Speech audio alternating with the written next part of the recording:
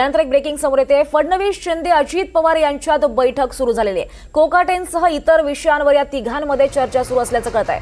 आताची महत्त्वाची अपडेट आपण पाहतोय। मुख्यमंत्री देवेंद्र फडणवीस त्याचबरोबर उपमुख्यमंत्री अजित पवार आणि शिंदे यांच्यामध्ये ही बैठक सुरू आहे।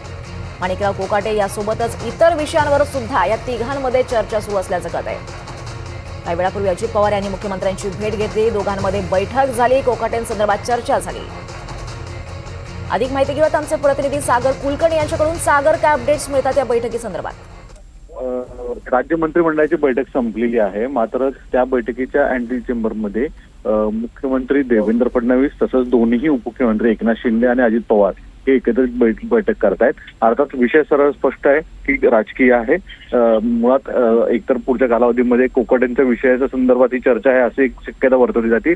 दुसरीकडे कुठे ना कुठेतरी या सगळ्या पूर्ण प्रकरणामध्ये काही ठिकाणी अलायन्स करायचे, काही ठिकाणी अलायन्स करायचे नाही आहेत, त्या दृष्टिकोनातून सुद्धा काही महत्वाचे विषय चर्चेला आहेत असं समजतं। यामुळेच आत्ताची ही बैठक एक महत्वाची मानली जाते। सकाळी अजित पवारांनी भेट घेतली आणि त्यानंतरनं या प्रतिनिधी नेत्यांची सेपरेट बैठक होती, त्याच्यामध्ये कोणतेही अधिकारी किंवा इतर कुठले मंत्री नाही आहेत, फक्त 3च लोक आहेत। यामुळे ही राजकीय भेट असल्याची जोरदार चर्चा आता रंगली आहे।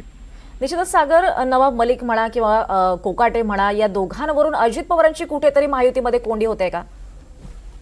स्पष्ट आहे, कारण की एका बाजूला कुठे ना कुठेतरी पार्थ पवारांचं प्रकरण हे अजित पवारांची डोकेदुखी ठरतंय आणि त्यातच अजित पवारांकडे आता परत एकदा नवाब मलिक आणि माणिकराव कोकाटे हे विषय अडचणीचे आहेत। एका बाजूला शिवसेना भाजप एकत्रित लढणं स्पष्ट झालेलं आहे, त्याची जाहीर वाच्यता आणि बैठका सुद्धा सुरू झालेल्या आहेत। मात्र अजित पवारांसाठी डोकेदुखी आहे, कारण की सगळीकडे एकेरी संघर्ष जो आहे तो महायुतीत अजित पवारांना करावा लागणार आहे, जवळपास स्पष्ट आहे। नवाब मलिकांचा चेहरा चालणार नाही अशी भूमिका स्पष्ट भाजप आणि शिवसेनेने घेतल्याने अजित पवारांची डोकेदुखी वाढली आहे। निश्चितच सागर, या बैठकीचे अपडेट्स घेत राहू। तुर्तास धन्यवाद या सविस्तर माहितीसाठी।